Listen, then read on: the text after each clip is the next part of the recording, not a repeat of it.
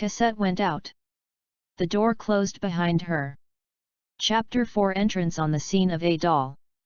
The line of open-air booths starting at the church, extended, as the reader will remember, as far as the hostelry of the Thénardiers.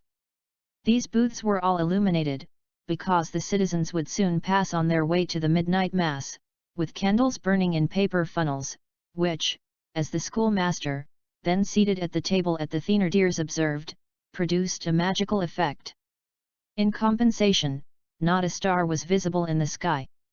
The last of these stalls, established precisely opposite the Thénardiers' door, was a toy shop all glittering with tinsel, glass, and magnificent objects of tin.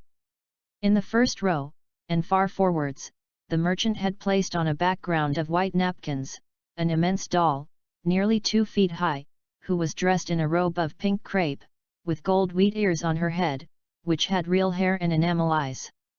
All that day, this marvel had been displayed to the wonderment of all passers-by under 10 years of age, without a mother being found in Montfermeil sufficiently rich or sufficiently extravagant to give it to her child.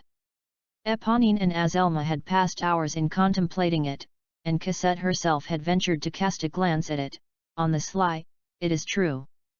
At the moment when Cosette emerged, bucket in hand, melancholy and overcome as she was, she could not refrain from lifting her eyes to that wonderful doll, towards the lady, as she called it.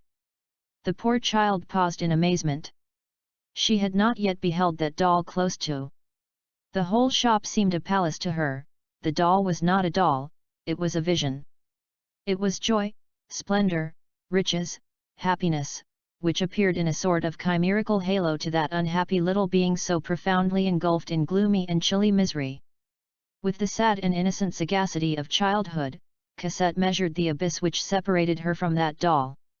She said to herself that one must be a queen, or at least a princess, to have a thing like that. She gazed at that beautiful pink dress, that beautiful smooth hair, and she thought, how happy that doll must be. She could not take her eyes from that fantastic stall. The more she looked, the more dazzled she grew. She thought she was gazing at paradise. There were other dolls behind the large one, which seemed to her to be fairies and genii. The merchant, who was pacing back and forth in front of his shop, produced on her somewhat the effect of being the eternal Father. In this adoration she forgot everything, even the errand with which she was charged. All at once the Thénardier's coarse voice recalled her to reality. What, you silly jade, you have not gone? Wait. I'll give it to you. I want to know what you are doing there. Get along, you little monster. The Thénardier had cast a glance into the street, and had caught sight of Cosette in her ecstasy. Cosette fled, dragging her pail, and taking the longest strides of which she was capable. Chapter V The Little One All Alone.